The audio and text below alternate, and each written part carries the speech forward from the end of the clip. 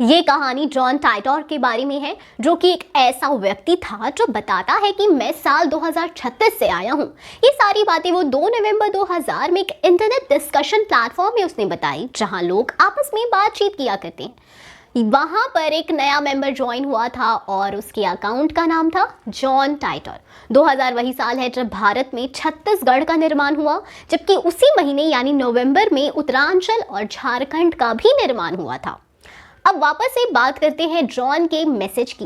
इस मैसेज ने पूरे इंटरनेट को हिला के रख दिया, क्योंकि ज्यादातर लोग ये मानते थे कि ये कोई फेक प्रोफाइल वाला व्यक्ति है जो कि सिर्फ पब्लिसिटी के लिए ये सब पोस्ट कर रहा है।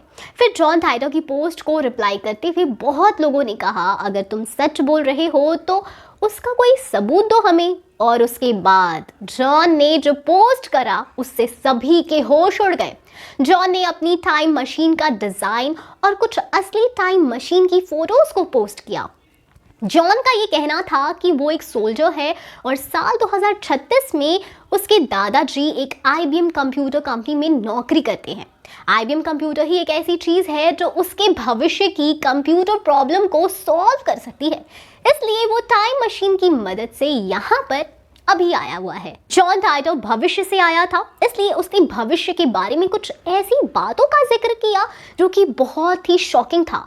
जॉन ने पोस्ट के जरिए ये बताया कि पेरू में एक बहुत बड़ा अर्थक्वेक आने वाला है और इस पोस्ट के कुछ ही महीने बाद यानी 23 जून 2001 में पेरू में इतिहास का सबसे भयानक भूकंप आया।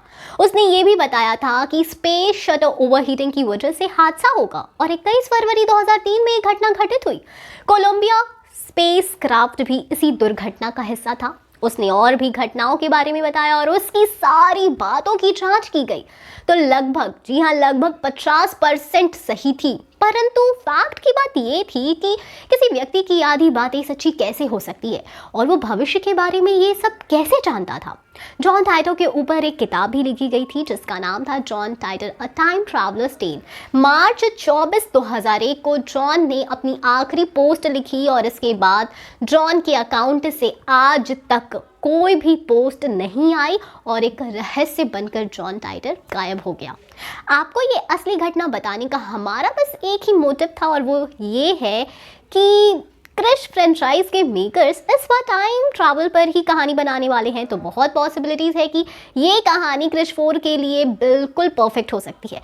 तो आपको क्या लगता है, कैसी हो सकती है क्रिश 4 की कहानी? बताएं हमें कमेंट सेक्शन में। हम फिर मिलेंगे एक नई वीडियो के साथ। तब तक खुश रहिए, सेफ रहिए, बाय बाय।